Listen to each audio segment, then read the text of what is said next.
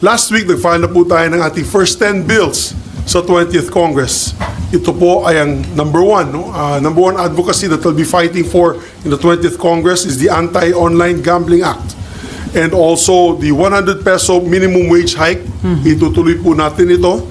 Yung Department of Disaster Resilience, yung National Land Use Act, National Water Resources Act, National Defense Act, yung Revised Philippine Coast Guard Law, Barangay Health Workers Act, Magna Carta for Barangays, at ang Secrecy of Bank Deposits Law.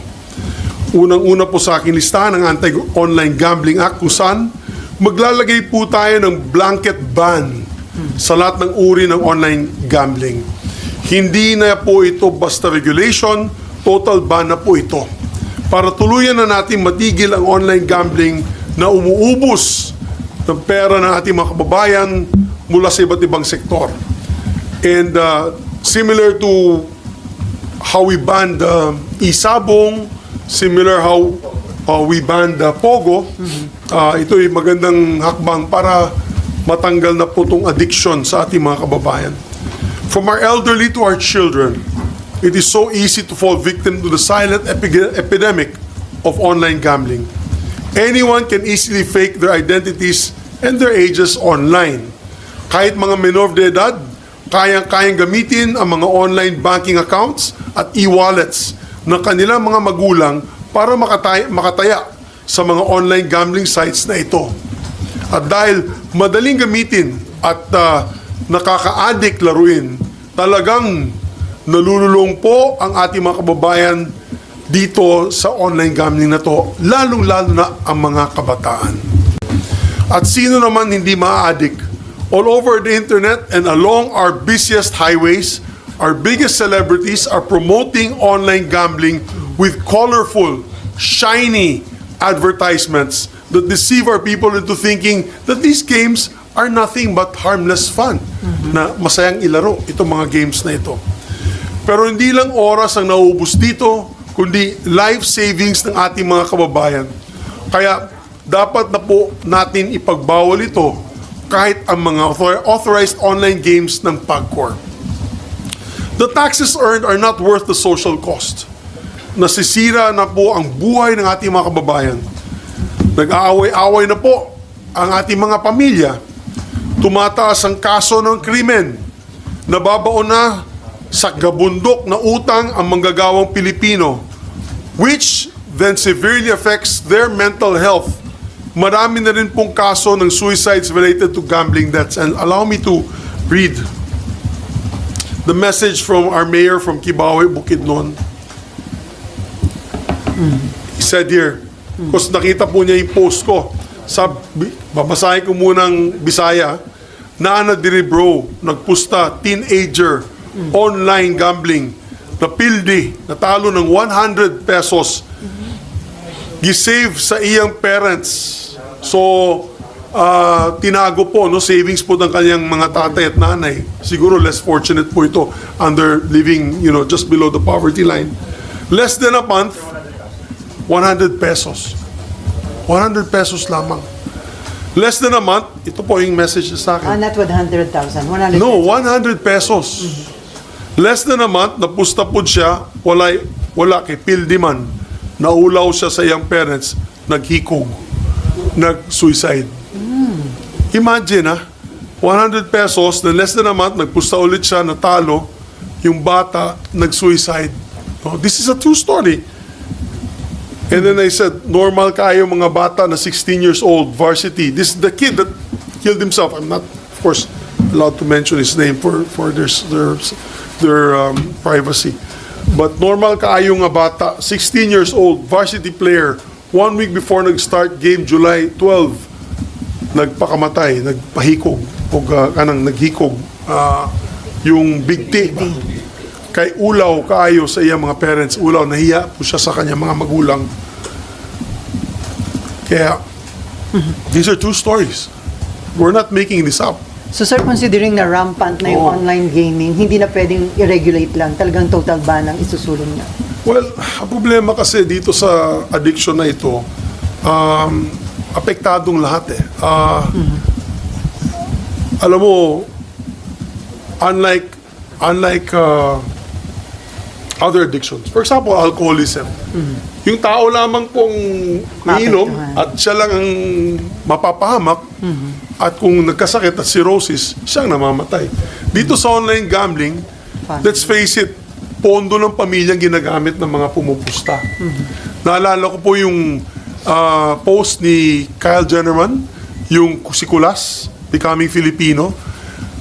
Nagkita po kami noong isang araw lamang, nag-lunch po kami at kinikwento nga niya sa akin kung gaano kalungkot siya na nakikita po niya yung jeepney driver habang kumukuha ng bayad ay naglalaro po ng scatter. Itong ano ba yan? Yung parang slot machine. At nakikita niya pindot ng driver natatalo. Kasi pag nagpipindot ka, hindi ka na nanalo, pindot ulit siya at 10 peso increments. So sabi niya sa akin, that whole 30-minute stretch, mga 500 pesos ang natalo ng driver na habang naglalaro nitong scatter na ito. So imagine, 500 pesos, you lose that. Yan ang income mo sa isang buong araw na pagbiyahe na dapat sana binigay mo na sa mga anak nyo yan, sa asawa mo para mabayaran ang pangangailangan sa bahay. At kaya ako, I'm going to make this an advocacy of mine.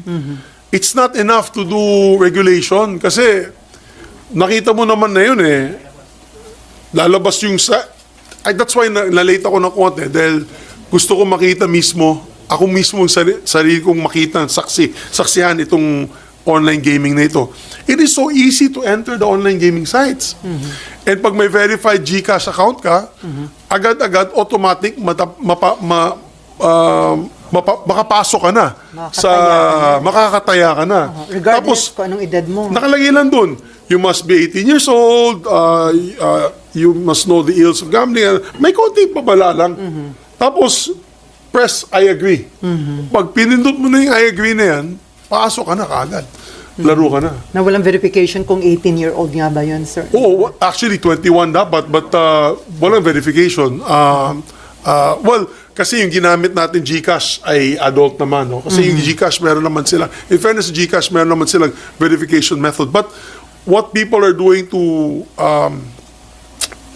circumvent this is basically sometimes hinihiram nila ang may 21 na edad, di ba? Babayaran nila, they use the money, or sometimes they put up fake GCash accounts. And we've seen it happen because ang dami-dami pong scams, no? Since Senator Grace po passed the SIM registration, ang dami pa rin online scams. So, nakakalusot pa rin sila. So, it is still easy for them to be able to get a GCash account, a PayMaya account, or all kinds of e-wallets to play these games. The child that I mentioned na nag-suicide, that is just one of several thousands that are happening as we speak. No? Yung mga riders, mga farm workers po namin sa Bukidnon. Tinanong ko, out of 45 of our farm workers sa Bukidnon, almost half of them may accounts dito sa naglalaro sila, almost half. So tinatanong ko sa kanila, sabi ko, anong ginagawa? Ba't kayo naglalaro? Panglibang lang po, pang relax lang. Pero tinatanong ko, they lose an average of 500 to 1,000 pesos. Agricultural minimum wage earners ito. Di ba? Na-addict na. Magkano lang naman yung kanilang disposable income? Kaya, ang balita sa akin, guys, no, this is a serious issue. I spoke to manufacturers. I spoke to mall operators doon sa probinsya, hindi to yung mga SM. I don't know. I don't know the facts. Maybe we'll call them when we get to the hearings. We'll call SM, Ayala Malls. Bumagsak ang sales, ha. Nakausap ko dito, mga Ororama, doon sa probinsya namin, yung mga local mall operators.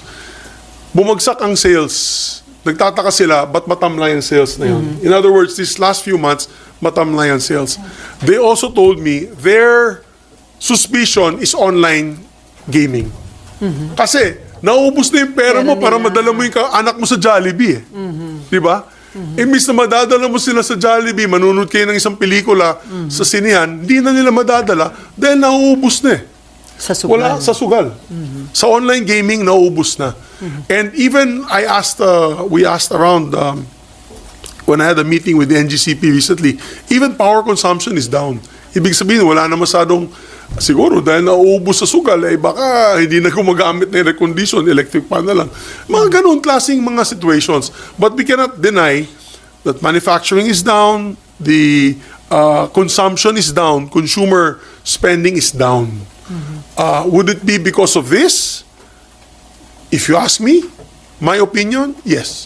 And the proliferation of over 5 to 10 million Filipinos in online gaming, right now kasi on different websites, I read that about 5 million, between 5 to 10 million Filipinos doing online gaming every day.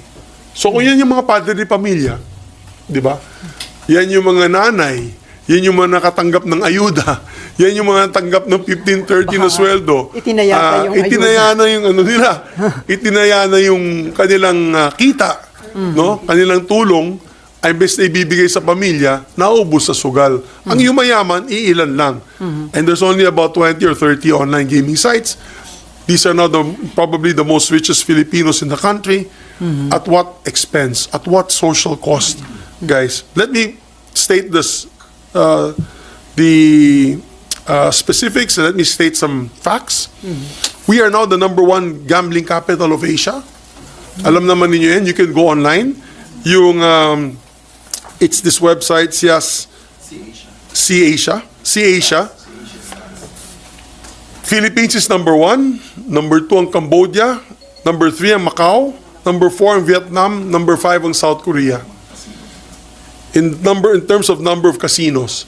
Sa online gaming, we're also close to being #1. The top 5 countries for online slot machine players, online yan for 2023. #1 is Indonesia, #2 is Cambodia, #3 is the Philippines, #4 is Myanmar, and #5 is Russia. Okay? So, top 3 tayo. Top 1 na nga tayo sa casinos, top 3 na tayo sa slot machines, and this is in 23 statistics, 2023. Paano kayo na yun? Parang mas accessible na po siya. So ano pong plano natin? We'll make our prohibited acts under our bill, Senate Bill number 142. That's Senate Bill number 142. It is the prohibited acts, establishment, operation, conduct of online gaming in the Philippines, which shall cover those offshore or foreign operated digital gambling platforms or applications. #2, acceptance of any form of betting or wager by digital gambling platforms or application through online. #3, facilitating the use of electronic wallet or e-wallet and other digital payment systems for online gambling. Pagbabawal po natin yan.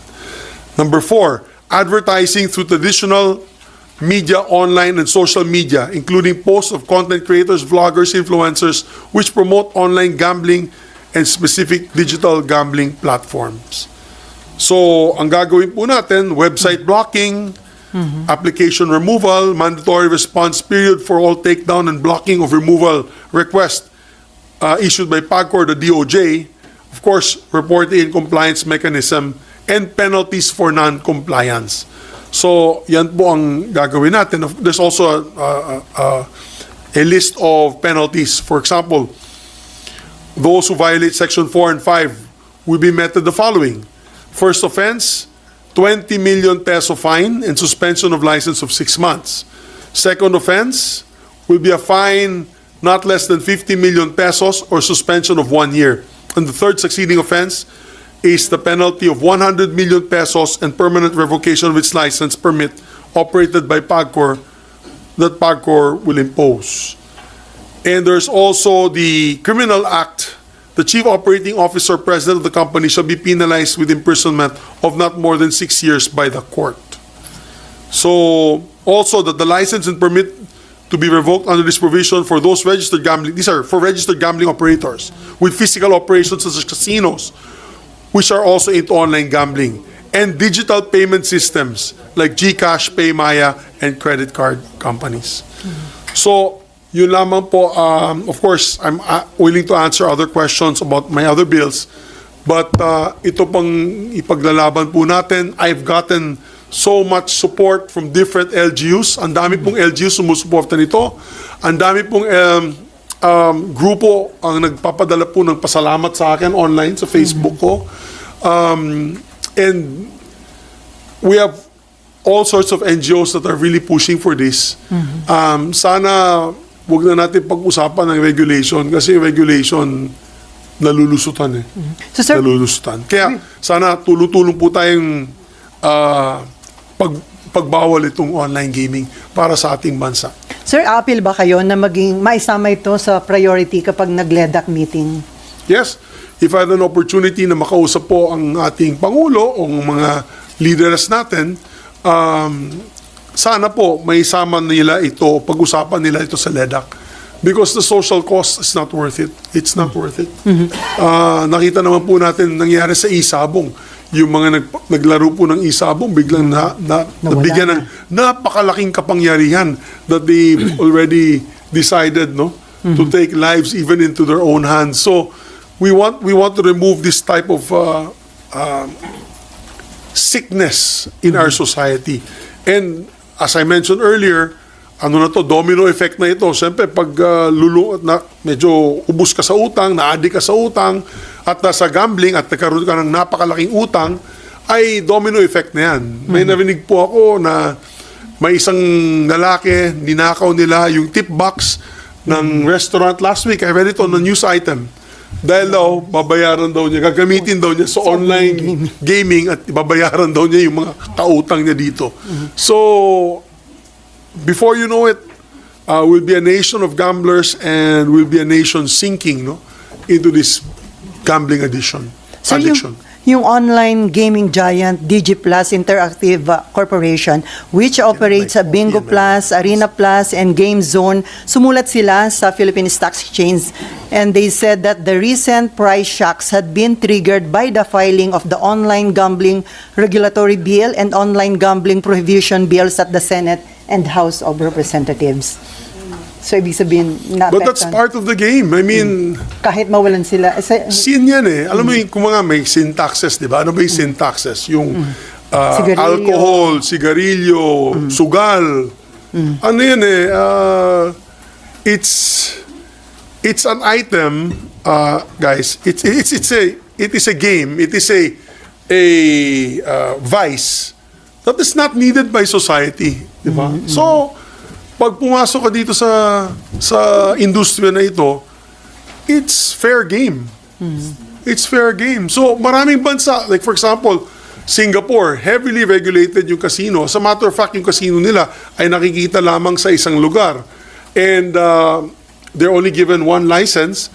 And locals are not, I believe locals are not allowed to play. Foreigners lang. Hinihingan ka ng passport. Kung wala ka foreign passport at Singaporean ka, hindi ka makapasok doon.